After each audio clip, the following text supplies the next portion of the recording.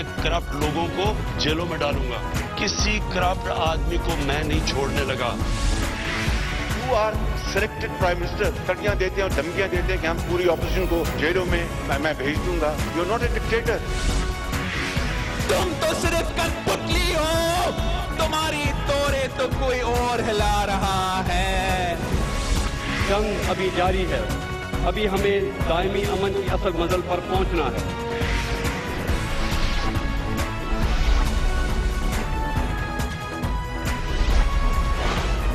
अस्सलाम वालेकुम, मैं हूं कामरान खान। आज पाकिस्तान के अपोजिशन के चोटी के लीडर्स के लिहाज से नैब की एक्टिविटी में बहुत तेजी देखने में आई है। एक जानिब एहतसाब अदालत ने, इस्लामाबाद की एहतसाब अदालत ने तोशा खाना रेफरेंस में आसिफ अली जरदारी, यूसुफ रजा गिलानी समेत दीगर मुल्जिमान, जिसमें कि जनाब नवाज शरीफ भी शामिल है, फर्द जुर्म आयद करने का फैसला किया था, लेकिन अब इसे 9 सितंबर तक मुअक्कर कर दिया गया है। दूसरी जानिब आज लाहौर में जनाब शहबाज शरीफ, हमजा शहबाज शरीफ के खिलाफ मनी लॉन्ड्रिंग का रेफरेंस एक बार फिर एहतसाब अदालत ने भेजा और एक बार फिर एहतसाब अदालत ने उस पर एतराज लगा के वापस कर दिया। इसी दौरान जनाब नवाज शरीफ को इश्तहारी करार देने का मामला हाई कोर्ट में है और इस्लामाबाद हाई कोर्ट में होने की वजह से इस पर फिलहाल कार्रवाई रोकी गई है। जनाब आसिफ अली जरदारी की आज नैब में अदालत जो थी वो काफ़ी एक ड्रामेटिक उसका पूरा सीन देखने में आया। एहतसाब अदालत ने तोशाखाना रेफरेंस में जनाब आसिफ अली जरदारी को आज ज़ाती हैसियत में तलब किया था। जब समाअत का वक्त आया तो फारूक नाइक ने फ़ोन किया जनाब जरदारी को, वो तशरीफ़ लाए और अदालत में पेश होते वक्त जनाब आसिफ अली जरदारी कोरोना से बचने की पूरी किट्स में थे। N95 मास्क लगाया हुआ था, फेस शील्ड उन्होंने सामने लगाई हुई थी। अदालत में जब वो जैसे ही दाखिल हुए वहाँ पर बड़ी तादाद में पीपल्स पार्टी के रहनुमा कारकुन मौजूद थे, मगर बिलावल भुट्टो जरदारी ने इन तमाम पार्टी वर्कर्स को अदालत से बाहर भेज दिया।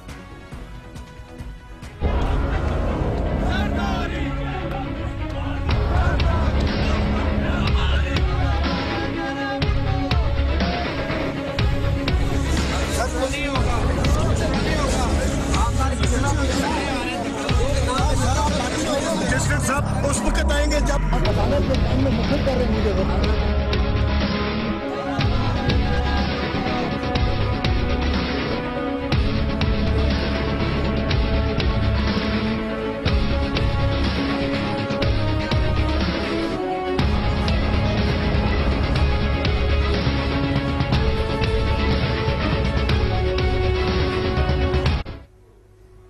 दूसरी जानिब आज भी मुकम्मल कामयाबी जैसे कि जरदारी साहब के केस में नहीं हुई, नैब की लाहौर में भी नहीं हुई, जहां पर उसने नैब अदालत में शहबाज शरीफ और उनकी फैमिली के खिलाफ 7 अरब रुपए की मनी लॉन्ड्रिंग और आमदन से जायद असासों से मुताल्लिक रेफरेंस जमा कराया, मगर एहतसाब अदालत ने एतराज़ात लगा के एक बार फिर वापस कर दिया और ये दूसरी बार ऐसा हुआ है। बड़ी दिलचस्प सूरत हाल है। एहतसाब अदालत बज़ाहिर इस रेफरेंस को कबूल नहीं कर रही क्योंकि उसमें एतराज़ात हैं। तोशाखाना रेफरेंस में साबिक सदर आसिफ अली जरदारी एहतसाब अदालत इस्लामाबाद में पेश हुए। बिलावल भुट्टो जरदारी और आसा भुट्टो जरदारी समेत पार्टी रहनुमा भी उनके हमरा थे। दौरान समाअत आसिफ अली जरदारी भी रोस्टम पर आए, हाजिरी लगाई और दोबारा नशिस्त पर बैठ गए।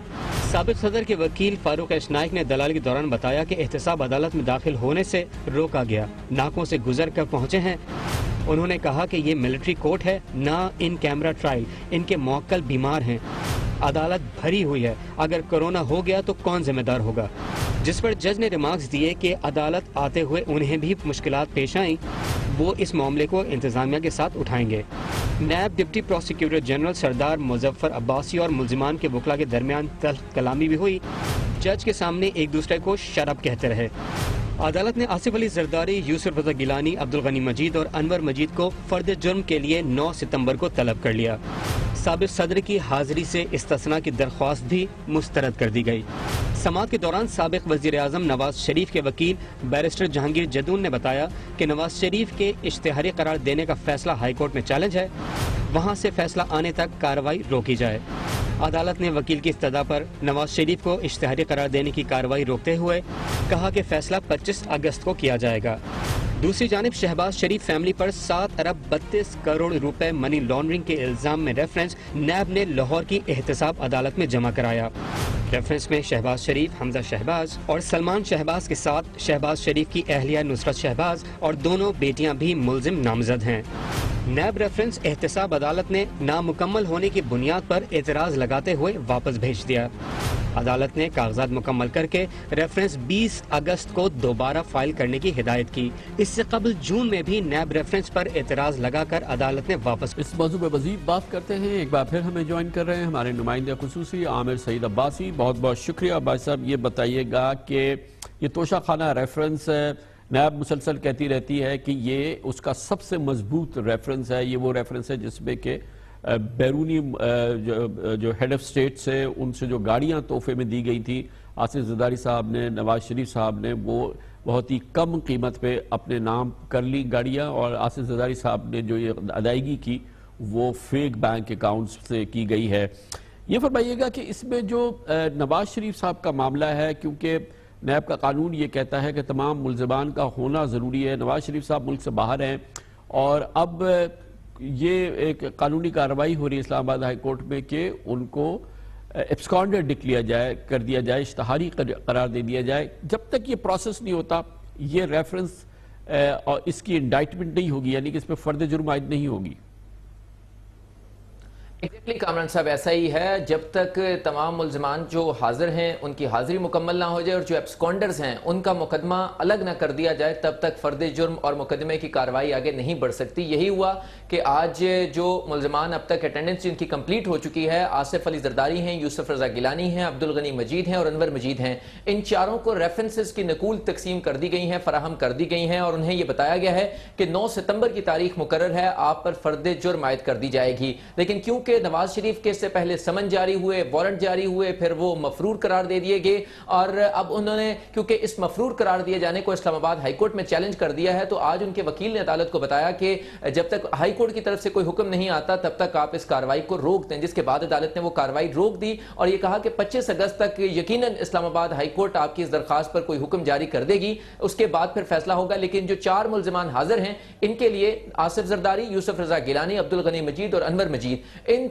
चारों को रेफरेंस की नकूल दे दी गई हैं और 9 सितंबर को तलब कर लिया गया और कहा है कि आइंदा समात पर फर्द जुर्म आयद होगी। लिहाजा नवाज शरीफ की हद तक अगर नवाज शरीफ पेश नहीं होते और अगर उनकी इस्लामाबाद हाई कोर्ट से जो भी हुक्म आता है उसके हवाले से उसके बाद एहतसाब अदालत फैसला करेगी। लेकिन इस्लामाबाद हाई कोर्ट ने आज दीगर मुल्ज़िमान को बता दिया है कि 9 सितंबर को आप पर फर्द जुर्म आयद होगी, क्योंकि इस्लामाबाद हाई कोर्ट में मामला ज़ेर समात है नवाज शरीफ का, उनका मुकदमा अलग किया जा सकता है लेकिन दीगर मुल्ज़िमान तैयार रहे, उन पर हर सूरत 9 सितंबर को फर्द जुर्म आयद की जाएगी, क्योंकि नैब ने इस हवाले से वाज़ेह मौक़िफ़ अपनाया है कि नवाज शरीफ डेलिब्रेटली अदालत से मफरूर हैं और वो पेश नहीं हो रहे, और जिसकी वजह से अदालत ने उनके पहले वारंट जारी किया और फिर उनको मफरूर करार दे दिया और उसके बाद उनको इश्तिहारी करार देने की कार्रवाई शुरू कर रखी है। 30 दिन उसके मुकम्मल होंगे 25 अगस्त तक, लिहाजा 25 अगस्त को ही फैसला होगा कि नवाज शरीफ को इश्तिहारी करार दे दिया जाता है या उनका मुकदमा आसिफ जरदारी के साथ ही चलेगा।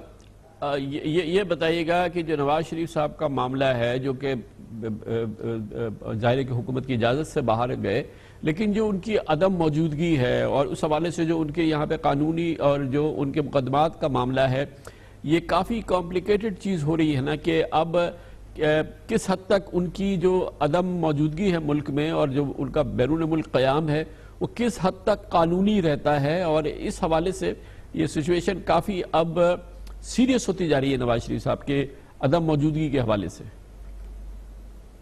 एग्जैक्टली कामरान साहब, ऐसा ही है। आज जब नवाज शरीफ साहब की तरफ से दरख्वास्त दायर की गई कि तोशा खाना रेफरेंस में उन्हें इश्तिहारी करार न दिया जाए बल्कि नुमाइंदे के जरिए ट्रायल का सामना करने का मौका दिया जाए, तो इस्लामाबाद हाई कोर्ट के चीफ जस्टिस अदर नल्ला और जस्टिस आमिर फारूक ने उस पर नए सवालात उठा दिए हैं। उन्होंने कहा कि नवाज शरीफ तो अल अजीजिया रेफरेंस में सजा याफ्ता थे, उनको मेडिकल ग्राउंड्स पर 8 हफ्तों के लिए जमानत दी गई थी, उसके बाद वापस नहीं आए, पंजाब हुकूमत ने उनकी जमानत मुस्तरद कर दी। इस वक्त उनका स्टेटस क्या है, वो मफरूर हैं या वो जमानत पर हैं? इस हवाले से जो उनके नुमाइंदे थे उन्होंने कहा कि हमें मालूम नहीं है, पंजाब हुकूमत का ऑर्डर देखना होगा। तो अदालत ने यह जरूर क्वेश्चन रेज किया कि नवाज शरीफ को बैरून मुल्क जाने के लिए एग्जिट कंट्रोल से लिस्ट से नाम किसने निकालने की इजाजत दी, क्योंकि बताया गया कि वफाकी काबीना ने इजाजत दी है। तो अदालत ने अब इस पर ये जो केस है तोशा खाना से शुरू हुआ था और ये अब अल अजीजिया तक पहुंच चुका है कामरान साहब इस्लामाबाद हाई कोर्ट में, और इस पर अदालत ने 20 अगस्त तक जवाब तलब कर लिया है और यह कहा है कि तफसीली तौर पर बताया जाए कि ना वफाकी हुकूमत ने अदालत को बताया कि नवाज शरीफ बैरून मुल्क कैसे کیسے گئے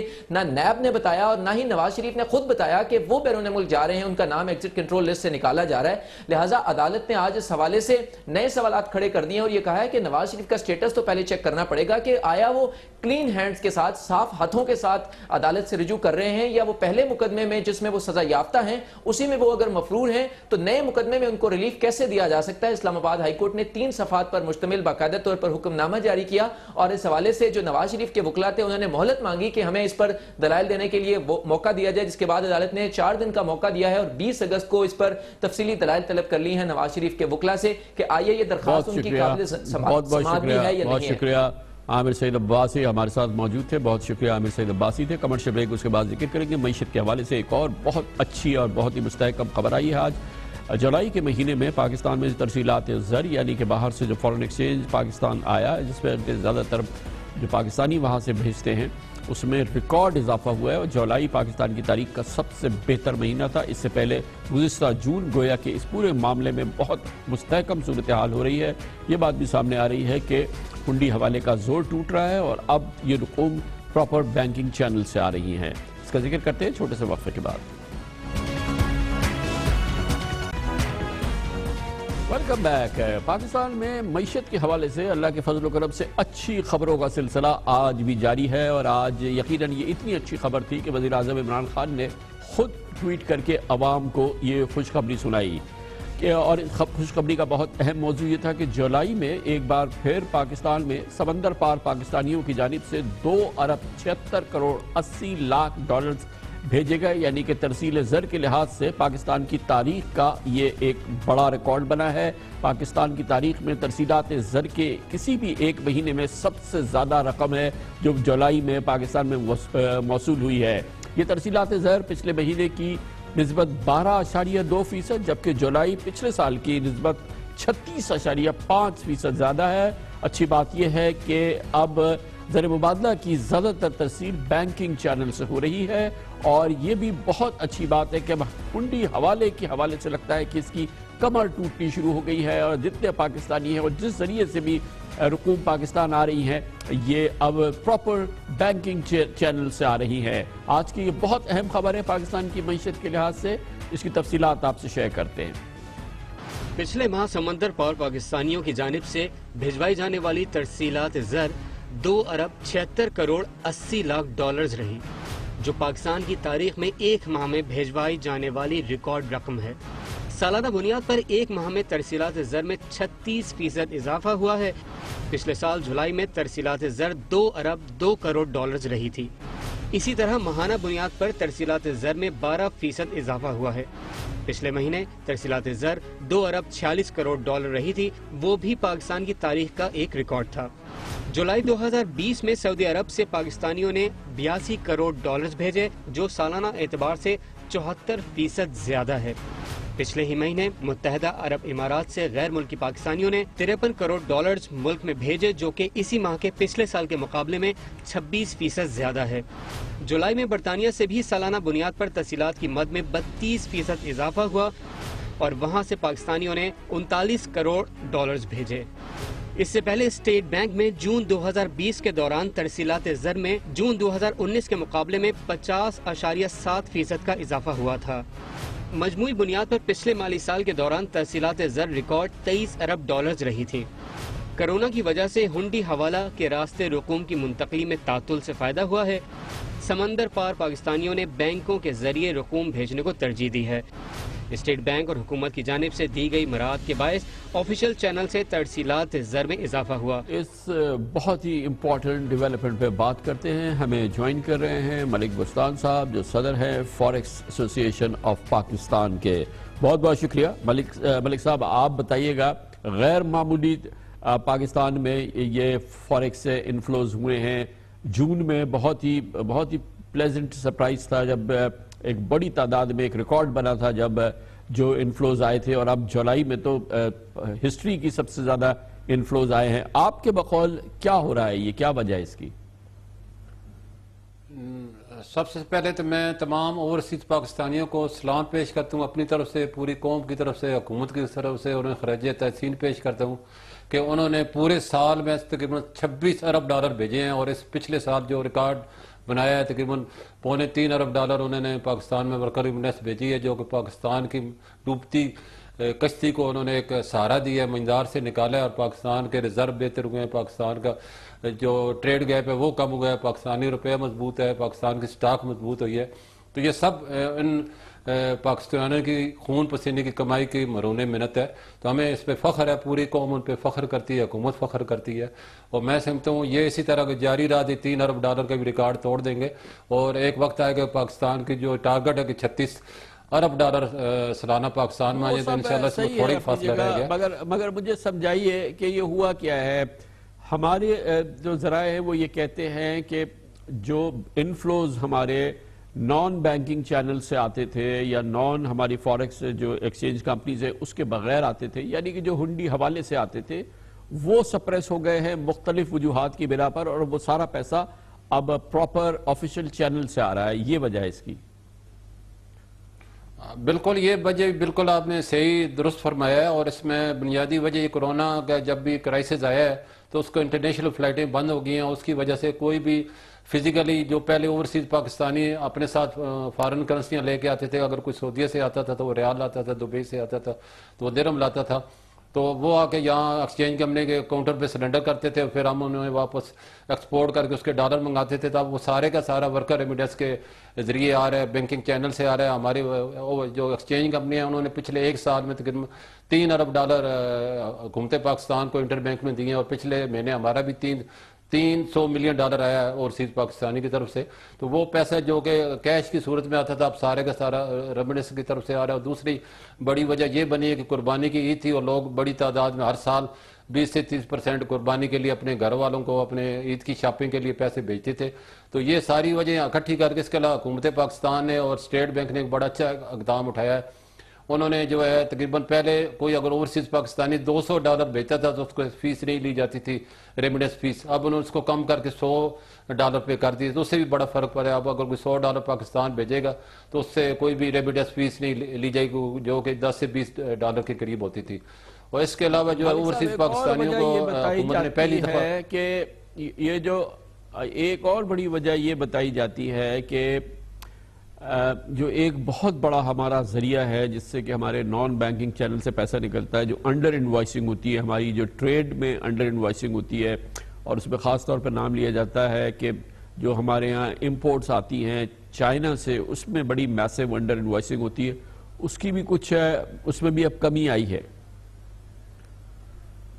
بالکل صحیح فرمایا. اس کے لیے ہم نے بلکہ ہائی لائٹ کیا تھا, جو اسٹیٹ بینک اور ہماری حفیظ شیخ صاحب سے میٹنگ ہوئی تھی, تو ہم نے کہا جب تک انڈر انوائس نہیں رکے گی. اس وقت میں سب سے بڑی مثال آپ کو دینا چاہوں گا کہ چائنا اور پاکستان کا جو وہاں کی ایکسپورٹ ہے وہ $18 ارب, ہماری شو اور یہ $12 ارب پچھلے سال کو میں بتا رہا ہوں, 18 سے 19 کا. تو $6 ارب کی اس کا مطلب آٹومیٹک انڈر انوائس ہوئی ہے. تو اس کے لیے ہم نے کہا کہ اس پہ آپ سزا رکھیں, تب انہوں نے اس کے اوپر پنشمنٹ رکھی ہے, پلنٹیاں بھی رکھی ہیں, اور یہ بھی کہا ہے کہ وہ سارا سامان ضبط کر لیا جائے گا. اس سے بھی بڑی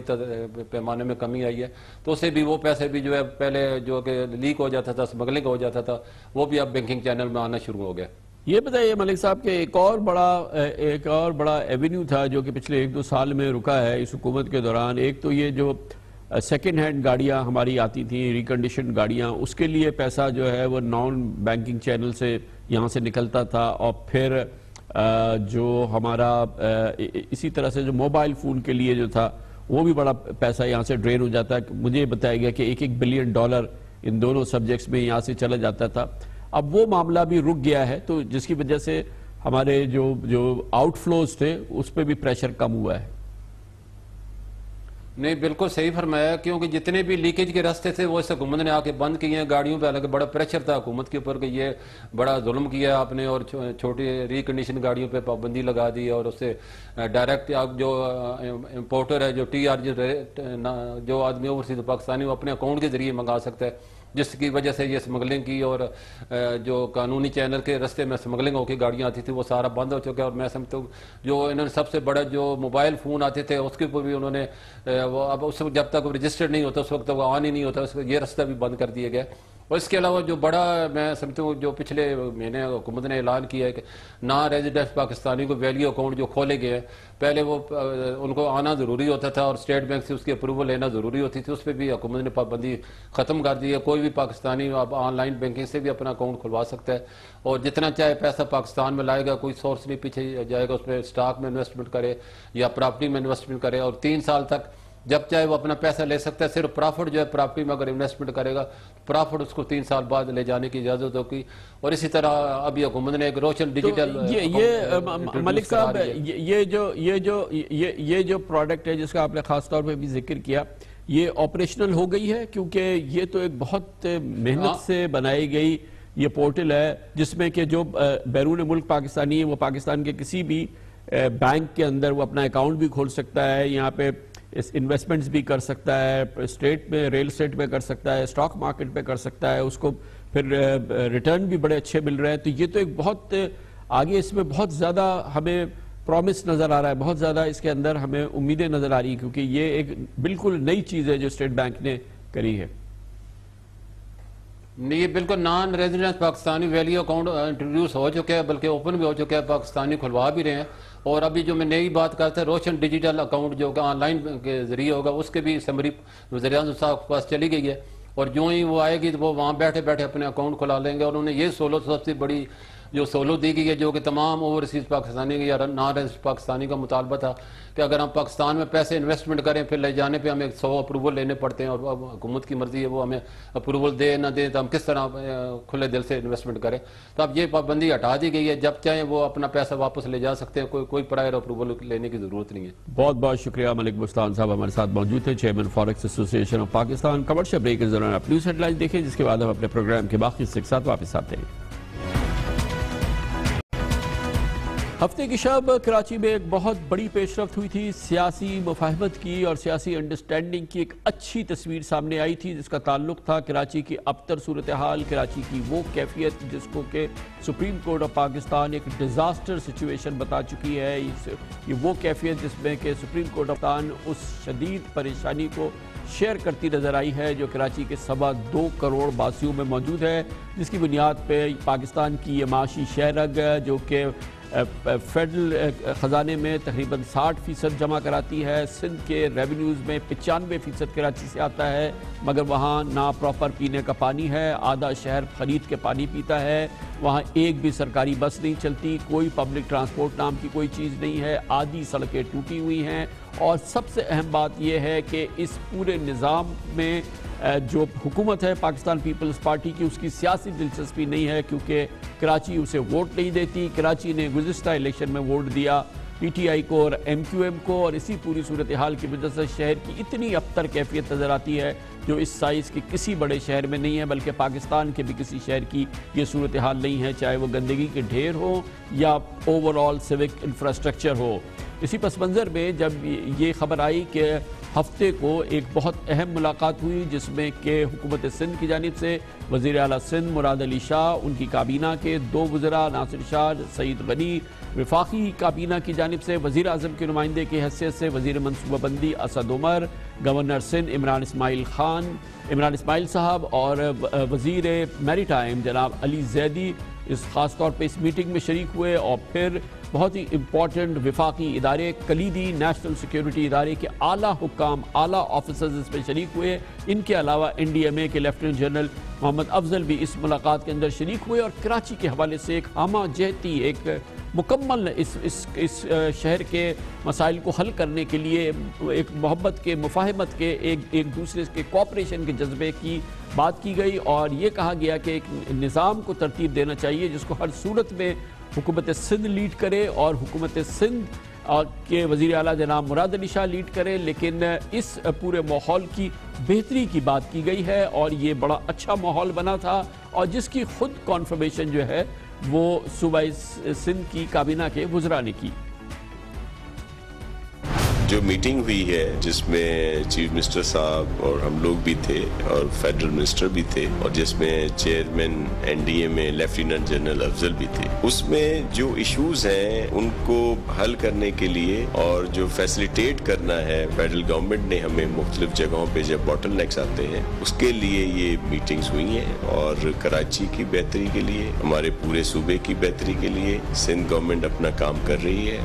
یہ جو میٹنگز ہوئی تھی، انٹریکشن ہوئی ہے، کسی سیاسی جماعت کے درمیان نہیں ہے، یہ انٹریکشن، یہ میٹنگ ہوئی ہے سندھ حکومت جو کہ ایک آئینی حکومت ہے اور وفاقی حکومت جو کہ ایک آئینی حکومت ہے، وفاق اور صوبے کے درمیان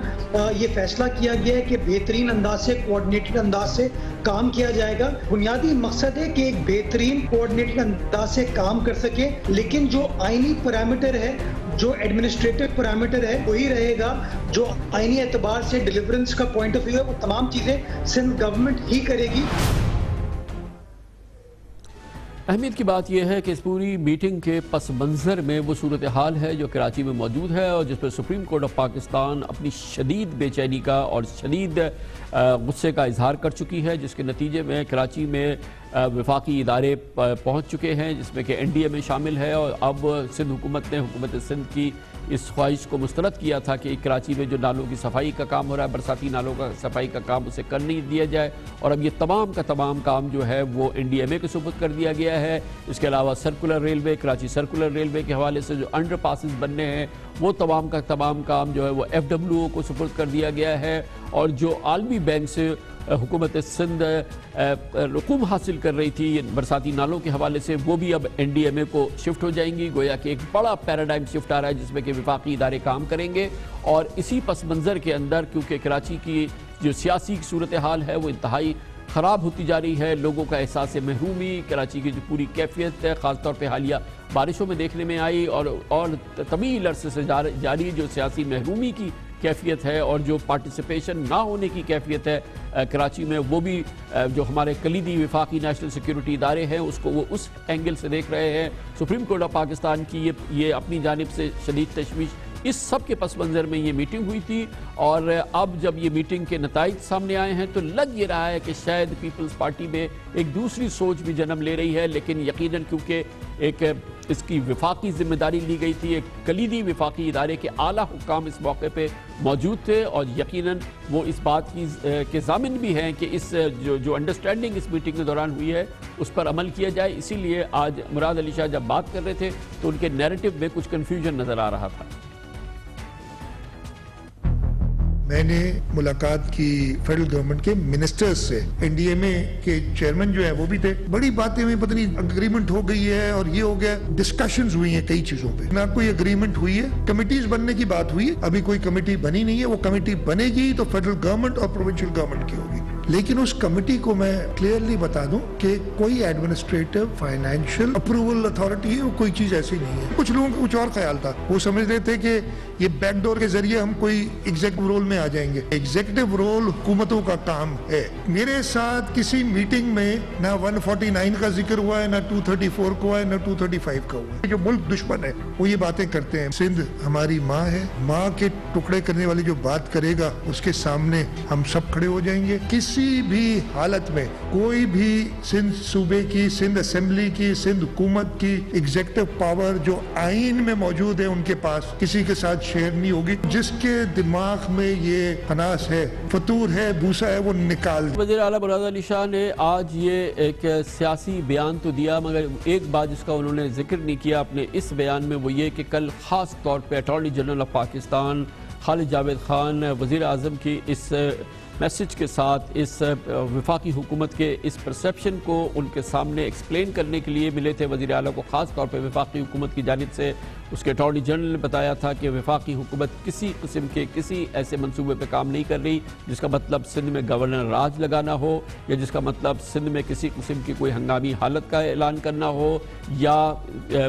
خاص طور پہ کراچی میں یا کراچی کو کوئی فیڈرل ٹیریٹری قرار دینا ہو۔ اٹارنی جنرل نے خاص طور پہ اس حوالے سے باقاعدہ طور پہ وزیر اعظم کی جانب سے، وفاقی حکومت کی جانب سے وزیر اعلیٰ مراد علی شاہ کو یہ بات بہت زور دے کے سمجھا دی تھی، ایسا کوئی نہ حکومت کا منصوبہ ہے، نہ ہی کسی قسم کی اس قسم کی کوئی بات ہے۔ آخر اور جو سپریم کورٹ آف پاکستان میں انہوں نے وفاقی حکومت کے حوالے سے جو بات کی تھی وہ اس لیے کی تھی کیونکہ سپریم کورٹ آف پاکستان نے خود کہا تھا کہ کیا خاموش بیٹھی رہے گی، کیا وفاق ایسے اس کو دیکھتی رہے گی اس پوری صورتحال کے حوالے سے، اور ظاہر ہے کہ جو کیفیت ہوئی ہے وہ دراصل وہ میٹنگ ہی تھی جو ہوئی ہے، اور جس کے نتیجے میں ایک بات جس کا ذکر نہیں کیا آج چیف منسٹر مراد علی شاہ نے بھی اور ان کے وزراء نے بھی، جب انہوں نے اس میٹنگ کے حوالے سے اور اس کیفیت کے حوالے سے بات کی، اس میٹنگ میں یہ بھی ڈیسائیڈ ہوا تھا کہ 28 نومبر کو کیونکہ مقامی حکومتوں کی 28 اگست کو مقامی حکومتوں کی جو ٹرم ہے وہ ختم ہو رہی ہے، میئر کراچی کی ٹرم جو ختم ہو رہی ہے، اس موقع پہ ایک انڈیپینڈنٹ آل پاورفل ایڈمنسٹریٹر لایا جائے جس میں کہ وفاق اپنی پوری انپٹ دے، صوبے اپنی پوری انپٹ دے، اور پھر یہ کراچی کے حوالے سے جو کلیدی کام ہے وہ کیے جائیں۔ ہر لحاظ سے یہ ایڈمنسٹریٹر جو ہے رپورٹ کرے چیف منسٹر سندھ کو، چیف منسٹر سندھ اس کے بالکل کیپٹن ہوں گے اس پوری انیشیٹو کے، اور پورا وفاق اور پھر جو وفاقی ادارے ہیں جس میں یہ فوجی ادارے NDMA وغیرہ شامل ہیں، FWO شامل ہے، وہ سب مل کے اس کے لیے کام کرے، اور پھر جو سپریم کورٹ آف پاکستان کی جو گائیڈنس ہے اس پر عمل ہو سکے، مگر اس کے لیے independent administrator, all powerful administrator کی اپوائنٹمنٹ بڑی اہم ہے، اور پھر یہ جو کمیٹی بنے گی وہ یقیناً اس کی رہنمائی کرے گی، اور یہ اس سینس ہے۔ اور پھر ایک بار ہم آپ کو یاد دلائیں کہ یہ اب قومی سطح کا فیصلہ ہے، ہر لحاظ سے پوری ریاست کا فیصلہ ہے، سپریم کورٹ آف پاکستان کی اس میں ترجمانی ہے، اس لیے یقیناً اس میں سیاست تو ہو سکتی ہے یا اس میں مزید فلیکسیبلٹی تو ہو سکتی ہے، لیکن حکومت سندھ قائم رہنی ہے، وزیر اعلیٰ سندھ نے اس کو لیڈ کرنا ہے، کوئی گورنر راج نہیں لگنا، کوئی ایمرجنسی نہیں لگنی، مگر بہرحال کراچی کے مسئلے کے حل کے لیے تمام حکومتوں نے مل کے کام کرنا ہے، اور ایسا سسٹم میں کام کرنا ہے جو کہ ٹرانسپیرنٹ ہو، جس میں رشوت ستانی کا کوئی امکان نہ ہو، رشوت جو ہے وہ کھانے کا نظام نہ ہو، جو پیسہ مختص ہو وہ ایمانداری سے اس پہ لگ جائے۔ اس پوری صورتحال میں بات کرتے ہیں، اس اہم اجلاس کے ایک بہت اہم پارٹیسپینٹ ہمارے ساتھ موجود ہیں، وفاقی وزیر میریٹائم اور کراچی سے ممبر قومی اسمبلی جناب علی زیدی ہمارے ساتھ موجود ہیں۔ بہت بہت شکریہ علی زیدی صاحب، بتائیے گا کہ کل سے اب تک جو سیٹرڈے کی شام تک جو فیصلے ہوئے اور اتنا بڑا یہ بہت ہی خوبصورت ماحول بنا تھا، اور پھر اتنا بڑا کلیدی ادارہ جو ہے اس میں اس کی اسسٹنس فیسیلیٹیشن شامل اور اس کی پوری اس کی امبریلا شامل، لیکن آج یہ لگ رہا تھا کہ کچھ جو ہے وہ ویور کر رہی ہے حکومت سندھ۔ کیا PTI کو اس سلسلے میں کوئی تشویش ہے؟ دیکھیں کامران بھائی، میں نے کل جب یہ بہت ساری آپ کا تو سب سے پہلے آپ کو انفارمیشن مل گئی، آپ نے ایک سوشل میڈیا پہ تو وائرل ہی کر دی ساری چیز، تو میں نے جب بہت سارے کال آ رہے تھے تو میں نے ایک بڑا آرام سے ایک ٹویٹ میں جواب دے دیا تھا کہ صبر کڑوا ہوتا ہے لیکن صبر کا پھل بڑا میٹھا ہوتا ہے، یہ رسول کا ایک بڑا فیمس سٹیٹمنٹ ہے، اور میں نے یہ کہا تھا کہ کراچی والوں کے لیے ایک اچھی خبر ہوگی، اور میں ابھی بھی اسی پہ سٹینڈ کرتا ہوں۔ دیکھیے لاسٹ ایئر آپ کو یاد ہے کہ بارشوں سے پہلے FWO کو انوالو کر کے ہم نے کچرا اٹھوایا تھا، تو بارشوں میں سیلاب میں پانی جو ہے وہ ڈیوسٹیشن یا وہ نقصان نہیں ہوا جو اس سال ہوا، حالانکہ 160 mm کی تھی، اس سال صرف 30 mm یا پہلے دن کی بارش میں ہی کام ہو گیا۔ کہنے کا مقصد یہ ہے کہ یہ ایک اچھا ہے، جہاں پہ گورننس کی ویکنیسز تھیں سندھ حکومت کی، اور آپ ساروں کو پتہ ہے، اس میں جانے کے بجائے ڈسکس کرنے کے بجائے بہتری کی طرف کراچی، کیونکہ کراچی کو جب چھینک آتی ہے تو پورے پاکستان کو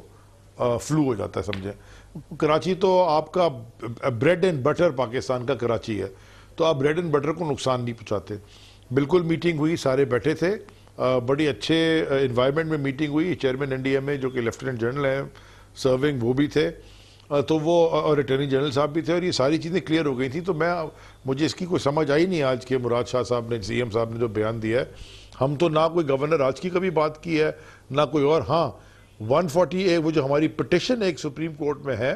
کراچی کی لوکل باڈیز ایکٹ کو امینڈ کر کے بہتر کرنے کے لیے، وہ ضرور ہے اور اس کو ہم فالو بھی کریں گے۔ پرائم منسٹر آف پاکستان اور اسد عمر دونوں اس کے سگنیٹری ہیں اس پٹیشن کے، سو جب پرائم منسٹر اتنی سیریسلی کراچی کو دیکھ رہے ہیں، کراچی کے ایشوز کو سالو کرنا چاہتے ہیں کہ وہ خود ہی بن گئے petitioner to Supreme Court as prime minister, تو ان کو بھی احساس ہے اور کہ کراچی کے بغیر پاکستان کا اکنامک ریوائیول ایک پائپ ڈریم ہے۔ حالانکہ اکنامک کافی چیزیں بہتر ہو گئی ہیں آپ کو، اور آپ کو پتہ ہی ہے کہ ایکسپورٹ بھی بڑھ گئی ہے، فورن ایکسچینج ریزرو بھی بڑھ گیا ہے، کرنٹ اکاؤنٹ ڈیفیسٹ 30 ارب سے 3 بلین پہ آ گیا، چیزیں ٹھیک ہو رہی ہیں ہر چیز. کووڈ میں ماشاءاللہ آپ کو بڑی کامیابی ہے کہ ایک بڑی امپورٹنٹ مجھے سمجھ میں آئی نہیں، حیرت ہوئی مجھے سن کے. 28 اگست کو لوکل گورنمنٹس کی ٹرم پوری ہو رہی ہے، میئر کی ٹرم پوری ہو رہی ہے، اور پھر تو ظاہر ہے کہ ایک نظام تو چاہیے نا شہری حکومت کو چلانے کے لیے. اور جہاں تک مجھے معلوم ہے کہ اس میٹنگ میں ڈیسائیڈ ہوا کہ ایک انڈیپینڈنٹ آل پاورفل ایڈمنسٹریٹر آئے گا، اور جس کو کہ یقیناً لیڈ جو ہے وہ چیف منسٹر سندھ کریں گے، وفاق اس میں کی پوری سپورٹ انپٹ ہوگی، اور پھر تمام سیاسی جماعتیں، کیونکہ پی ٹی آئی اور ایم کیو ایم کراچی کی میجر ریپریزنٹیٹیو ہیں، تو وہ اپنی انپٹ اس میں دیں گی کیونکہ اس کا تعلق ہی کراچی کے حوالے سے ہے. تو یہ جو ایڈمنسٹریٹر ہے یہ ایک بڑا امپورٹنٹ ہوگا کہ وہ انڈیپینڈنٹ ہو. بالکل اس میں کوئی دو رائے نہیں ہے. دیکھیے ایڈمنسٹریٹر جو کانسٹیٹیوشنل جو ریکوائرمنٹ ہے وہ تو سندھ گورنمنٹ کے نیچے ہی ہوگا، لیکن ہم ایک کنسنسس کینڈیڈیٹ کے تلاش میں ہیں، وہ بھی اپنے نام دیں گے. ہم ایک تگڑا ایڈمنسٹریٹر ہو تاکہ یہ جو دیکھیں کامران بھائی 21ویں صدی میں ہم بیٹھے ہوئے ہیں اور دنیا پتہ نہیں کیا کیا باتیں کر رہی ہے، اور آرٹیفیشل انٹیلیجنس کی اوپر ریسرچ ہو رہی ہے. ہم بات کیا کر رہے ہیں دنیا کے تیسرے چوتھے بڑے شہر میں، جو کہ ایک پاکستان جیسے نیوکلیئر سٹیٹ کا معاشی سینٹر ہے، بریڈ اینڈ بٹر ہے. ہم بات کیا کر رہے ہیں کہ اس شہر کا کچرا کیسے اٹھایا جائے، کہ اس شہر کی انکروچمنٹ کیسے ٹھیک کی جائے، کہ اس شہر کو پانی کیسے دیا جائے، کہ اس شہر کے ٹرانسپورٹیشن کے مسئلے کو کیسے ٹھیک کیا جائے. اگر یہ ساری چیزیں وہی ہوتی تو نہ یہ میٹنگ ہونی تھی، نہ یہ میں اور ہو سکتا ہے شو کر رہا ہوتا، کسی اور چیز پہ آپ سے ڈسکس کر رہا ہوتا. لیکن کامران خان پاکستان کا ٹاپ اینکر ایک چھوٹے سے وزیر کے ساتھ بیٹھ کے اگر یہ ڈسکس اتنی بڑی فورم پہ کر رہے ہیں اور اتنی بڑی فورمز پہ ہو چکی ہے، دیر آر پرابلمز. اگر سب کچھ ٹھیک ہوتا تو این ڈی ایم اے کو کیوں پرائم منسٹر صاحب بھجواتے؟ این ڈی ایم اے کو اگر پرائم منسٹر صاحب کی ڈائریکٹ این ڈی ایم اے فیڈرل گورنمنٹ کا نہیں زین صاحب، اس سے زیادہ امپورٹنٹ بات تو یہ ہے کہ این ڈی ایم اے کو رول اور این ڈی ایم اے کو بلانا اور ایف ڈبلیو او کو کہنا ہے تو سپریم کورٹ آف پاکستان کا کہنا ہے. سپریم کورٹ آف پاکستان نے کراچی کی سچویشن کو ڈیزاسٹر سچویشن کی کہا ہے، اسی لیے تو نیشنل ڈیزاسٹر مینجمنٹ اتھارٹی یہاں پر اتری ہوئی ہے. اور اب اتنے بڑے کام کے لیے مجھے بتایا گیا ہے کہ ان کی ہیوج مشینریز، ہزاروں شاید مشینریز جو ہیں وہ اب شہر پہنچ رہی ہیں. ان کے سینکڑوں ان کے ورکرز جو ہیں وہ جو ہمارے فورسز کے لوگ ہیں وہ اب شہر کے اندر ہمیں نظر جی بالکل. یہ بالکل ایک ہیوی موومنٹ ہے ساری چیزوں کی. دیکھیں آپ نے انکروچمنٹس کو بھی دیکھنا ہے، آپ نے مطلب آپ نالوں تک پہنچ نہیں سکتے کیونکہ وہ انکروچ ہو گئے ہیں. تو کیا ایس بی سی ہے جو سندھ بلڈنگ کنٹرول اتھارٹی ہے وہ سوئی پڑی تھی، یا لوکل گورنمنٹ سوئی پڑی تھی؟ مطلب یہ ایسے تو نہیں ہوا نا کہ ہم صبح اٹھے اور یہ سارے لوگ آگے رہ گئے. یہ تو ود ٹائم یہ بڑھتا چلا گیا، مس مینجمنٹ تھی. ہم یہ چاہ رہے ہیں کہ سندھ حکومت کے ساتھ وفاق مل کے، کیونکہ وفاق کی جماعت کا بہت بڑا فٹ پرنٹ ہے کراچی میں. 14 ایم این اے ہیں، ہم کراچی سے الیکٹ ہو کے آئے ہیں، ہم نے اپنے حلقوں میں کام کرنا ہے، لیکن اب ایگزیکٹو اتھارٹی تو ان کی ہے 18ویں ترمیم کے بعد بہت چیزوں میں. تو ان کے ساتھ مل کے اچھی طریقے سے کم از کم بھلے سیاسی اختلافات رہے، کراچی کو ٹھیک کرنا یہ وار فوٹنگ پہ مطلب اتنا ہی ضروری ہے جتنا صبح کام پہ جانا ضروری ہے. بیکاز اس کے بغیر ملک نہیں چل سکتا. کراچی کی اکنامی، آپ سائٹ ایریا چلے جائیے، آپ کراچی کے کامران خان صاحب آپ کراچی کی آواز ہیں، آپ کرنگی چلے جائیے، آپ سائٹ ایریا چلے جائیے، آپ باقی ساری انڈسٹریل ایریا وہ تباہی ہوئی پڑی ہے ساری. مطلب سو دیرفور یہ چیزوں کو ایڈریس تو کرنا ہے. ہم تو صرف ماری پور روڈ کی بات کرتے ہیں، پیچھے سارا ٹرک اڈا ہے، جو مال آتا ہے وہ ماری پور روڈ سے ٹرک ہی نہیں نکل سکتا، تو وہ آگے ڈیمیج پڑا ہے، نقصان کر رہا ہے importer, exporter, trader, industrialist. We must address this on war footing. یقیناً. بہت بہت شکریہ. علی زاہد صاحب ہمارے ساتھ موجود ہے، اسی موضوع پہ بات کریں گے. اور اب ہمیں اس کے لیے جوائن کر رہے ہیں کراچی کے سابق میئر، پاک سرزمین پارٹی کے چیئرمین جناب سید مصطفیٰ کمال. بہت امپورٹنٹ اسٹیک ہولڈر ہیں جب ہم کراچی کی بات کرتے ہیں. بہت بہت شکریہ مصطفیٰ کمال صاحب. آپ بتائیے گا یہ پورا ماحول آپ دیکھ رہے ہیں، اس میں تو کوئی شک نہیں ہے کہ نہ صرف پرائم منسٹر بلکہ سپریم کورٹ آف پاکستان کے تمام نیشنل سیکیورٹی کے کلیدی ادارے، افواج پاکستان، سب بہت اس وقت فوکسڈ ہیں کراچی کی سچویشن کے حوالے سے. پچھلے 15-20 دن میں تو اس میں انگلت میٹنگز ہوئی ہیں. آپ خود اس کو فالو بھی کرتے رہے ہیں، آپ اس کے پارٹیسپیٹ بھی رہے ہیں ان بہت ساری میٹنگز کے. آپ بتائیے گا یہ جو ماحول بنتا نظر آ رہا ہے یہ کتنا ڈوبل ہے, کتنا یعنی کہ اس سے شہر کے جو ہمارے ہم سب لوگ ہیں کراچی والے, اب اس شہر کی کچھ قسمت ہم بدلتے دیکھ پائیں گے؟ تھینک یو کامران بھائی. دیکھیں میں پہلے دن سے بولتا چلا آ رہا ہوں کہ کراچی کا جو پوٹینشل ہے یہی پاکستان کے لیے تھریٹ بھی بن سکتا ہے, اور یہی ہمارا تھریٹ رہا ہے. یہ جو انفراسٹرکچر ڈیولپمنٹ کی جب ہم بات کرتے ہیں, یہ نالوں کی صفائی, یہ پانی, یہ سیوریج کا نظام, یہ سالڈ ویسٹ مینجمنٹ, یہ انفراسٹرکچر نہ ہونا, روڈوں کا ٹرانسپورٹ کا نہ ہونا, آپ نے اس پہ لا تعداد پروگرامز کیے. کامران بھائی یہ ساری چیزیں یہ لنکڈ ہیں ہماری نیشنل سیکیورٹی سے. آپ کہیں گے کہ عجیب بات ہے کہ بھئی میں نالوں کو کی صفائی کو یا گھروں میں پانی بھر جانے کو میں نیشنل سیکیورٹی سے, ملک کی نیشنل سیکیورٹی سے اس کو جو ہے وہ کا ایشو سے کنیکٹ کر رہا ہوں. بالکل ہے. دیکھیے آج جو ہمارے پاس, یہ تو سب لوگ مان رہے ہیں نا کہ بھئی چیزیں ٹھیک نہیں ہیں, سب لوگ کہہ رہے ہیں, اس کو بھول جاتے ہیں کہ کس نے کیا کیا. اور میں سمجھتا ہوں کہ جو میں نے اب تک فالو کیا ہے, جو مجھے نظر آ رہی چیز, انٹینشن یہی ہے کہ دیکھیے کہ کراچی تباہ ہو رہا ہے تو ملک تباہ ہو رہا ہے, اور ہم سب لوگوں کو مل کر اپنی ماضی کو بھول کر ہمیں اس کراچی کو ٹھیک کرنے کی ضرورت ہے. اور یہ ایک نیشنل ایشو ہے, اس میں وفاق کو بھی اپنا رول پلے کرنا ہے, صوبائی حکومت کو اس میں لیڈ کرنا ہے, لوکل گورنمنٹ کو جو ہے اور اسٹرینتھن کرنا ہے. یہ وہ سب چیزیں جو ہے وہ یہ ہوں گی تو اس کے بعد وہ یہ تمام چیزیں آگے چلیں گی. دو ایشوز ہیں کامران, ایک ہے اسٹریٹجک ایشوز, کراچی کے اسٹریٹجک پرابلمز کہ اس کی جو پرابلمز ہیں, اور ایک ٹیکٹیکل ایشوز ہیں. میں آپ کے ٹیکٹیکل ایشوز جو ہیں وہ پرماننٹ سولو ہو نہیں سکتے جب تک آپ اسٹریٹجک ایشوز کو ایڈریس نہ کریں. اسٹریٹجک ایشو کیا ہے کراچی کا؟ نمبر 1 کہ آپ کو جو 18ویں ترمیم میں اختیارات اور وسائل ملے ہیں وہ وزیر اعلیٰ پروونشل گورنمنٹ کے پاس پورے دنیا ملک بھر میں اور سندھ میں بھی پارک ہو گئے ہیں. ان کی ڈیولوشن فردر نیچے نہیں ہوئی ہے, تو اس کو کرنا ہے. ہاف ہارٹیڈلی جو ہے وہ ڈیوالو ہو گیا ہے اور نیچے نہیں گیا, جب یہ 18ویں ترمیم کے اثرات پورے صوبے کو نہیں ہو پائے. ایک وزیر اعلیٰ آفس جو ہے بہت اسٹرانگ ہو گیا اور نیچے ڈسٹرکٹ تمام. پھر کیا ہے, جب یہ اختیارات اوپر سے آ گئے تو نیچے کے بھی اختیارات جو ہیں وہ لے لیے گئے ہیں. بہت سارے ڈپارٹمنٹ جو ہیں ان کو بند کر. اب یہ عجیب سی بات ہے نا کہ سیوریج اور پانی کا ڈپارٹمنٹ جو ہے وہ اس کا انچارج شہر کا میئر نہیں ہوگا, بلکہ اس کا انچارج جو ہے وہ صوبے کا وزیر اعلیٰ ہوگا. یہ دنیا کے کسی بھی مہذب معاشرے میں ایسا ہوتا نہیں ہے. دوسری بات ہے کہ NFC ایوارڈ ملتا ہے ہمیں وفاق سے, ہم نیچے کوئی بھی صوبہ اور اسپیشلی صوبہ سندھ جو PFC ایوارڈ نہیں دے رہا, پروونشل فائنانس کمیشن نہیں دے رہا. پھر کراچی میں ڈی سینٹرلائز مینجمنٹ تھی, 18 ٹاؤنز تھے, ان 18 ٹاؤنز کو سینٹرلائز کر کے 6 ڈسٹرکٹس میں کراچی کو جو ہے وہ اور سینٹرلائزیشن کر دی گئی ہے. کہیں کہ اور ڈسٹرکٹ آفس کے جو میئر کے اختیارات جو اس کی جو پاور اور آفس کے جو پاور تھے ان کو بھی 6 ڈسٹرکٹس میں باندھ دیا گیا ہے. بلڈنگ کا ایک ماسٹر پلان ہوتا تھا کراچی کا جو کہ ایک واچ ڈاگ ہوتا تھا تمام اداروں کے اوپر, اور وہ سب سے زیادہ جو غلط چیزوں کو روکتا تھا وہ بلڈنگ کنٹرول کی غلط چیزوں کو رکھتا تھا. غضب خدا کا کہ اس ماسٹر پلان ڈپارٹمنٹ کو اب 2013 میں اسی جس کی وہ چوری روکتا تھا ماسٹر پلان ڈپارٹمنٹ, اسی بلڈنگ کنٹرول اتھارٹی کے انڈر میں اس کو دے دیا گیا, یعنی کہ کسی چوکیدار کو چور کے انڈر میں دے دی. یہ وہ اسٹریٹجک ایشو ہیں. ٹیکٹیکل ایشوز آپ کے آ جاتے ہیں, نالوں کی صفائی ہے,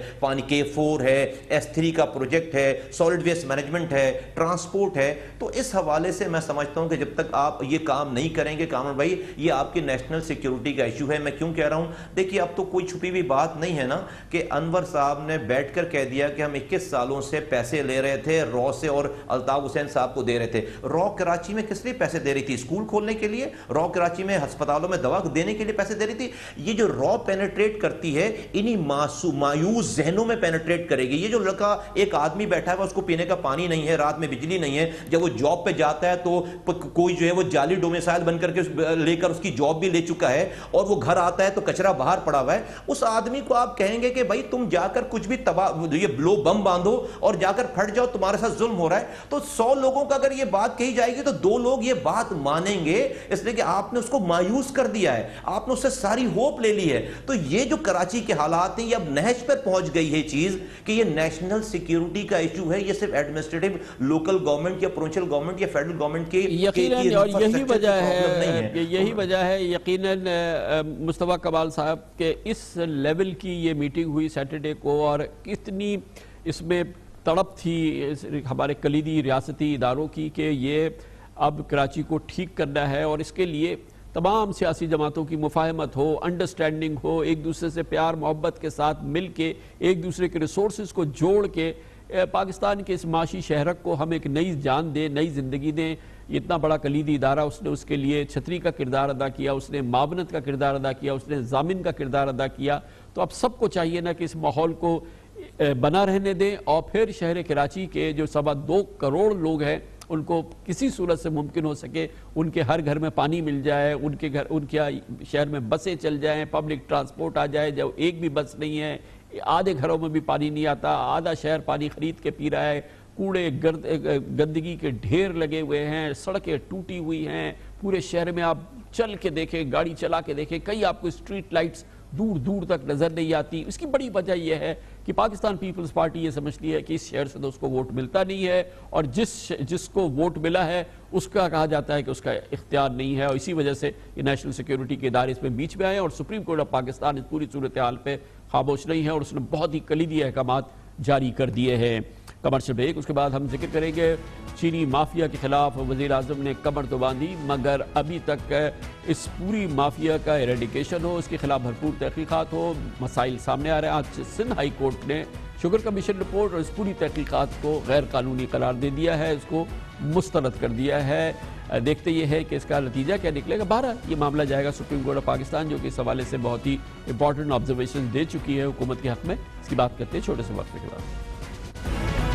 वेलकम बैक। वज़ीर आज़म इमरान खान, उनकी हुकूमत की बड़ी कोशिश थी कि मुल्क में जो शुगर का काम है, जिसको कि बाज़ लोग शुगर माफिया कहते हैं, मगर हकीकत यह है कि ये शुगर बैरन्स हैं, जो कि पाकिस्तान के तमाम सियासी ख़ानदानों का सबसे पसंदीदा कारोबार है, जिसमें कि किसी सियासी जमात की तफरीक नहीं है। इसमें PMLQ की टॉप लीडरशिप है, इसमें पीपल्स पार्टी की टॉप लीडरशिप है, PTI की और PMLN की। और यही वजह है कि ये इसके खिलाफ जब एक शुगर कमीशन बनाया गया, उसकी रिपोर्ट आई वज़ीर आज़म इमरान खान के हुक्म पर, उसकी बुनियाद पर जब तहकीकात का आगाज़ किया तो कोशिश ये की गई तब इन तमाम शुगर बैरन्स की जानिब से कि वो अपना एक मुत्तहिदा केस बनाए, अपना एक मुत्तहिद वकील बनाए। सियासत उनको तकसीम कर चुकी है, लेकिन शुगर के कारोबार में वो एक दूसरे से जुड़े हुए हैं और इसके लिए भरपूर कोशिश की जा रही है मुख्तलिफ अदालतों से कि इस शुगर कमीशन रिपोर्ट पर अमल ना हो सके और ये तहकीकात मुकम्मल ना हो सके। आज भी उनकी कोशिश में कामयाबी उन्हें मिली है, क्योंकि सिंध हाई कोर्ट ने आज इस हवाले से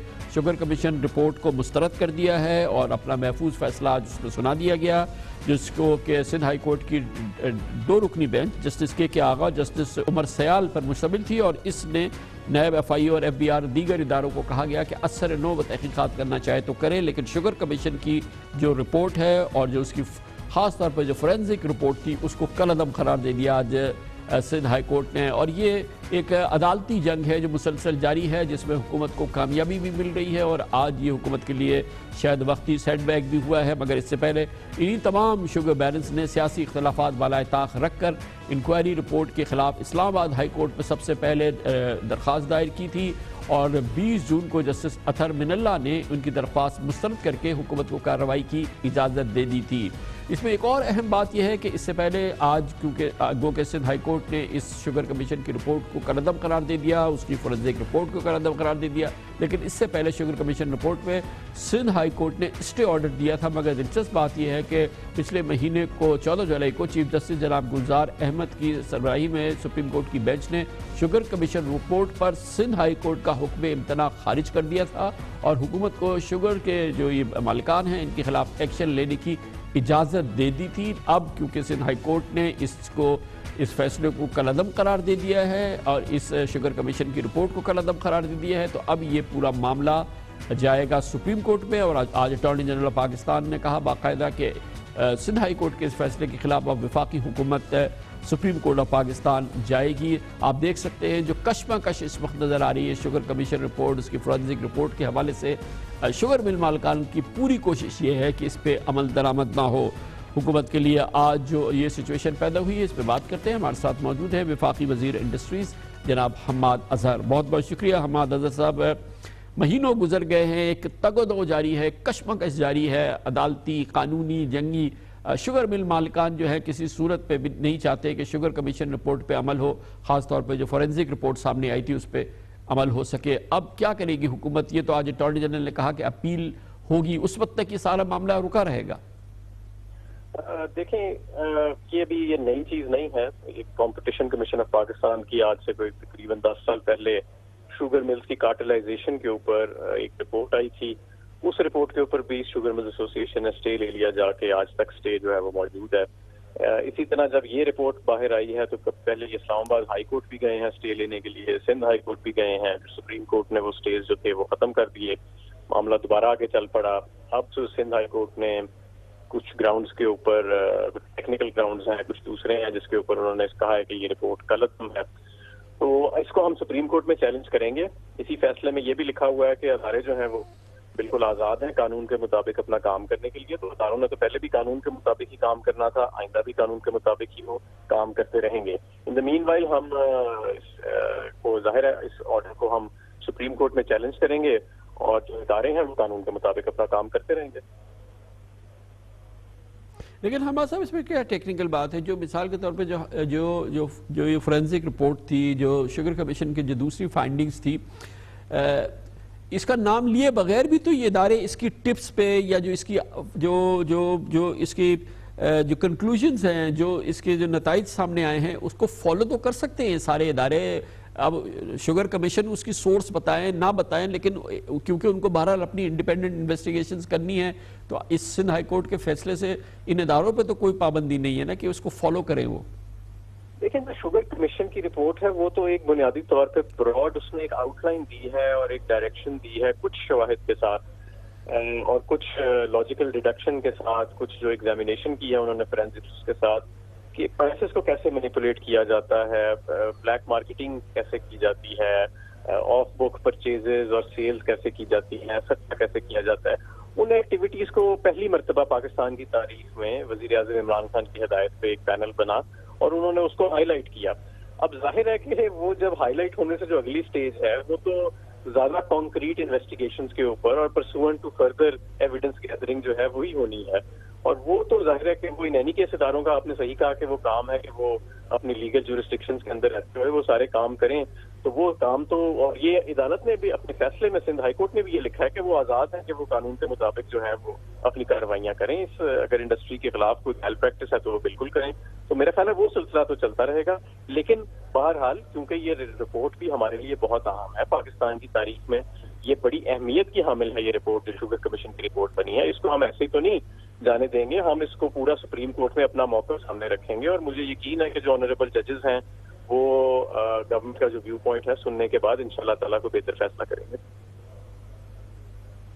تو جو اس پورے ٹریڈ کو اور اس پوری انڈسٹری کو جو ریفارم اصل میں کرنے کا شاید مقصد تھا, جس پوری اتنی بڑی ایکسرسائز کی گئی, تو یہ ایکسرسائز اس وقت تک تو اس کا کوئی فائدہ نہیں ہوا. وہ جو ریفارم کرنا ہے وہ عمل جو ہے وہ کہاں کھڑا ہے, اس میں کوئی خاطر خواہ ہمیں فریم ورک تو نظر نہیں آیا. ریفارم کمیٹی کی کافی میٹنگز ہو چکی ہیں اور ہر ہفتے ہماری میٹنگز جو ہیں شوگر ریفارم کمیٹی کی وہ چلتی ہیں, اور ہم عن قریب ایک ریکمنڈیشنز جو ہیں وہ مرتب کریں گے. ہم باقاعدگی کے ساتھ رابطے میں ہیں کمپٹیشن کمیشن آف پاکستان کے ساتھ, ایف پی آر کے ساتھ, جو ہمارے ایس سی سی پی کے ساتھ, چاروں صوبوں کے ساتھ, کیم کمشنرز کے ساتھ اور فوڈ سیکیورٹی ڈپارٹمنٹ کے ساتھ. ہم سب آپس میں رابطے میں ہیں اور جو شوگر کا جو پورا سیکٹر ہے اس کا ایک اوور ویو جائزہ لیا جا رہا ہے, اور میں سمجھتا ہوں کہ عن قریب ہماری جو ریکمنڈیشنز ہیں ان کا پہلا فیز فائنل ہو جائے گا اور وہ ہم وفاقی کابینہ کے سامنے پیش کر دیں گے, اور وہ صوبوں کے لیے بھی اس کے اندر ریکمنڈیشنز موجود ہوئیں گی اور وفاق کے لیے بھی ریکمنڈیشنز انشاءاللہ موجود ہوئیں گی. بہت بہت شکریہ جناب حماد اظہر ہمارے ساتھ موجود تھے, federal industries minister. Commercial break اس کے بعد ذکر کریں گے. پاکستان کے لحاظ سے ایک بہت امپورٹنٹ جو معاملہ اس پروگرام میں ہم مسلسل کہتے رہے ہیں, معیشت کا اندھا کنواں, وہ ہے پاکستان کا پاور سیکٹر اور اس سے جڑا ہوا گردشی قرضے جو کہ 2.5 کھرب روپے کے ہو چکے ہیں. اور اس پوری صورتحال میں جو پاور سیکٹر کے جو مسائل ہیں وہ گھمبیر سے گھمبیر تر ہو رہے ہیں, مگر اس میں بھی ایک بریک تھرو آیا تھا جب حکومت کے آئی پی پیز کے ساتھ جو مذاکرات چل رہے ہیں اس میں ایک ابتدائی کامیابی حکومت کو ملی. کچھ مخصوص آئی پی پیز کے ساتھ حکومت کا ایک میمورنڈم آف انڈرسٹینڈنگ سائن ہو گیا ہے. ابھی ایگریمنٹ نہیں ہوا ہے, لیکن جو سب سے اہم معاملہ ہے جو کہ تقریباً 70-80% آئی پی پیز ہیں جو کہ حکومت کے آئی پی پیز ہیں, سی پیک کے آئی پی پیز ہیں, وہ ابھی مسئلہ حل نہیں ہوا ہے, جس کی وجہ سے مسئلے کی حل ہونے کی ابتدا ضرور ہے، لیکن کوئی خاطر خواہ اس سے فائدہ ہو، بجلی کی قیمتیں کم ہو اور پورا جو گردشی قرضے کا معاملہ ہے وہ حل ہو، وہ ابھی دور ہے۔ اس کی تھوڑی سی تفصیل دیکھیں گے، اس کا تجزیہ کریں گے جو اب تک ہوا ہے چھوٹے سے وقفے کے بعد۔ پاکستان کا بجلی کا شعبہ جو کہ پاکستان کی معیشت کے لیے ایک اندھا کنواں بنا ہوا ہے، اس بحران کو حل کرنے میں حکومت کو، وزیر اعظم عمران خان کو ابتدائی کوئی کامیابی حاصل ہوئی ہے، اور یہ جو سیکٹر جو پاکستان کے سینکڑوں بلکہ ہزاروں ارب روپے ہڑپ کر کیا جا چکا ہے، اس سیکٹر میں اصلاح کے لیے کچھ ابتدائی بریک تھرو ہوا ہے۔ حکومت کی آئی پی پیز کے ساتھ بجلی کی لاگت، اضافی منافع اور کیپیسٹی پیمنٹ میں کٹوتی پر ایک انڈرسٹینڈنگ ہوئی ہے، جس کے نتیجے میں گھریلو کمرشل صنعتی صارفین کو جو بجلی ہے اب اس سے وہ سستی ملے، اس کا عمل کا آغاز ہوا ہے، اور انرجی سیکٹر جو کہ اب تقریباً 2200 ارب روپے کے گردشی قرضوں کے چنگل میں جکڑا ہوا ہے، اس کی ریزولوشن کی طرف پہلا قدم اٹھا ہے، لیکن ابھی بہت لمبا سفر ہونا باقی ہے۔ یہ صرف ابتدا ہے اور یقیناً مگر ایک بہت ہی سالڈ اس کی بگننگ ہوئی ہے۔ وزیر اعظم جناب عمران خان نے 14 اگست کو قوم سے اپنے پیغام میں خاص طور پہ اس کی نوید سنائی تھی۔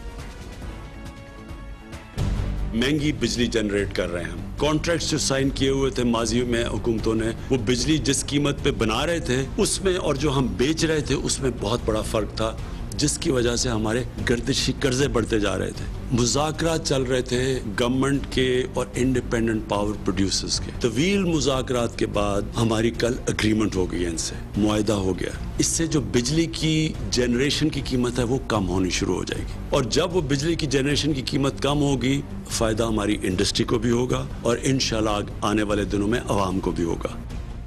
یقیناً جیسے میں نے کہا کہ یہ بگننگ ہے اور امپورٹنٹ بگننگ ہے، لیکن اس پورے معاملے میں جو مفاہمت کے جو دستخط ہوئے ہیں، جو ایم او یو سائن ہوئے ہیں، اس میں وہ آئی پی پی شامل ہیں جو کہ 2002 کی انرجی پالیسی اور جو 1994 کی انرجی پالیسیز کے تحت قائم کیے گئے تھے، جو کہ پورے پاکستان کے پاور سیکٹر کا ایک مختصر حصہ ہے۔ سب سے امپورٹنٹ حصہ ہے 2015 کی جو انرجی پالیسی ہے، اور اس کے بعد اس کے تحت پاکستان کے اپنے جو قومی جو آئی پی پیز ہیں جو کہ سی پیک کے تحت بنے ہیں، جو کہ چائنیز انویسٹمنٹ کے ساتھ آئے ہیں، یہ بہت بڑا حصہ ہے، اور جب اس میں کوئی بریک تھرو آئے گا تو پھر پاکستان میں بجلی کی قیمتوں میں بہت بڑی کمی آئے گی، اور پھر جو ہمارے 2200 ارب روپے کے گردشی قرضے ہیں اس مسئلے کو حل ہونے کے لیے بھی ایک بہت ہی میجر پیش رفت ہو جائے گی، مگر اس سب کی بگننگ ہو چکی ہے۔ اب تک جو ہوا ہے اس کا احاطہ آپ کے سامنے کرتے ہیں۔ آئی پی پی سے بجلی خریداری کے غیر متوازن معاہدوں کی وجہ سے پاکستان میں پچھلے 15 سال میں بجلی کی پیداواری لاگت میں 148% اضافہ ہوا، لیکن اب حکومت اور آئی پی پیز کے درمیان مفاہمت کے مطابق بھاری منافع اور مقامی سرمایہ کاروں کے لیے بھی ڈالر انڈیکس کو ختم کر دیا گیا ہے۔ ونڈ انرجی کا زیادہ سے زیادہ ٹیرف اب 25 روپے کے بجائے 14 روپے فی یونٹ ہوگا۔ اس سے حکومت کو 700 ارب روپے سے زائد کی بچت ہو سکے گی، جبکہ جتنی بجلی خریدی جائے گی صرف اتنی کی ادائیگی کرنی ہوگی، جس سے سالانہ کم از کم 1000 ارب روپے کی بچت ہو سکتی ہے، کیونکہ اس سال 1045 ارب روپے کیپیسٹی پیمنٹ کا تخمینہ ہے، جس میں 528 ارب روپے سرکاری آئی پی پیز، 191 ارب روپے سی پیک کے توانائی منصوبوں اور 134 ارب روپے 1994 اور 2002 کے معاہدے والے نجی آئی پی پیز کی کیپیسٹی پیمنٹ ہے۔ لیکن اب ٹیک اینڈ پے کی بنیاد پر بجلی خریدی جائے گی، جبکہ نجی بجلی گھروں کو منافع کی ادائیگی ڈالرز کے بجائے روپے میں ہوگی۔ غیر ملکی سرمایہ کاروں کو بھی ریٹرن آن ایکویٹی دیتے وقت ڈالر کو روپے میں تبدیل کر کے ریٹ فکس کر دیا گیا ہے۔ جب تک ان سے معاہدے کی میعاد ہے، ڈالر کا ریٹ 148 روپے ہوگا۔ ایک ایم او یو سائن ہو گیا جس میں ایکوٹی ریٹرن جو جیسے ڈالر انڈیکس تھے سب وہ اب روپیز انڈیکسڈ ہوں گے۔ نیپرا کی طرف سے ایک ایفیشنسی مقرر ہے، اس سے اگر کوئی بہتر ایفیشنسی کی وجہ سے کوئی ایکسٹرا سیونگ ہو رہی ہے تو وہ حکومت کے ساتھ شیئر کریں۔ جو آپریشن اور مینٹیننس کاسٹ ہوتی ہیں اس میں بھی جو بھی ایکسیس سیونگز ہیں وہ بھی گورنمنٹ کے ساتھ یا بائر کے ساتھ شیئر ہوں گی، جو کہ ہماری سینٹرل پاور پرچیزنگ اتھارٹی ہے۔ جو لیٹ پیمنٹ انٹرسٹ وغیرہ रहे हैं वो उसके ऊपर तकरीबन 4.5% के करीब पेनल्टी रेट होता था। अब उस चीज़ कम होके काइबोर प्लस 2% के ऊपर आ जाएगा तकरीबन। आई थिंक ये बात हुई है। जिन प्रोजेक्ट्स के ऊपर अभी तक डेट मौजूद है उनका टेनर बढ़ाएंगे। ये सारे प्रोजेक्ट्स जो हैं टेक और पे की बेसिस के ऊपर ये बने हुए हैं। हम एक पूरा नया कम्पिटिटिव रिजीम ला रहे हैं इंशाल्लाह। Once that system is in place फिर ये सारे के सारा हम उसमें माइग्रेट करवा लेंगे। इस मौजू पर बात करने के लिए आज हमने दावत दी। हमारे साथ मौजूद हैं एनर्जी पावर सेक्टर के अफेयर्स के एक्सपर्ट जनाब ताहिर बशारत चीमा, साबिक MD पैप्को भी रहे। चीमा साहब बहुत बहुत शुक्रिया। ताहिर बशारत चीमा साहब, आप बताइएगा कि बहुत अरसे के बाद कम से कम इनिशियल ब्रेक थ्रू तो हुआ है इस पूरे जो रिगमर रोल है हमारा पावर सेक्टर का, और यकीनन अभी फ़िलहाल तो जाहिर है कि 2002 और 1994 की एनर्जी पॉलिसी के तहत जो IPPs बने हैं उसके साथ एक MOU साइन हुआ है, लेकिन लगता यह है कि एक राह बन गई है, एक रास्ता बन गया है कि इस पूरे मसले को हम हल कर सकें। आपने बिल्कुल सही कहा, बल्कि मैं ये भी आपको अर्ज कर दूं कि 99-2000 में जो पहले वाली हमारी 94 के तहत IPPs थे वो रीनेगोशिएट हुए थे, लेकिन जो आज नेगोशिएशन हुई है उसके मुकाबले में वो बहुत कम थी। यानी कि आप ये समझ लीजिए कि 20 साल के अरसे के बाद ये पहली एफर्ट थी। इस सिलसिले में मजीद ये भी मैं आपको अर्ज कर दूं कि जो मोहम्मद अली कमीशन थी यानी कि IPPs रिपोर्ट जो थी उसने बहुत अच्छा एक बिल्डिंग ब्लॉक जो है दे दिया, अब इस पे काम करना होगा। उसके 3 हिस्से थे, ये बहुत जरूरी है खान साहब बताना।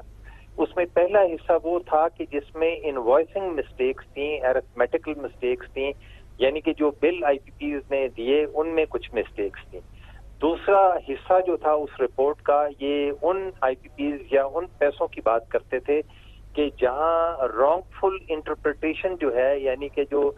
उसकी ट्रांसलेशन की गई PPAs की, पावर परचेज एग्रीमेंट्स की, वो गैर मुनासिब थी, रॉन्गफुल इंटरप्रिटेशन थी, जिसकी वजह से शायद उन्होंने पैसे ज्यादा ले लिए। और तीसरा हिस्सा इसका वो था कि जो मुआहदे ठीक नहीं थे, वो मुल्क के लिए अच्छे नहीं है, या अब इम्पॉसिबिलिटी ऑफ इम्प्लीमेंटेशन आ चुकी हुई है, जिसमें ये सारी बातें हुई। यानी कि ये जो अब नेगोशिएशंस हुई हैं बेसिकली ये तीसरे हिस्से पे हुई हैं, जिसमें जो पावर परचेज एग्रीमेंट्स हैं उनको दुरुस्त किया गया है, जबकि वो पहले 2 हिस्से जो हैं वो नेगोशिएशन की जरूरत नहीं थी, वो दुरुस्तगी की जरूरत थी। उसमें जो हमारी क्लियरिंग एजेंसी है यानी कि चीमा साहब यकीनन,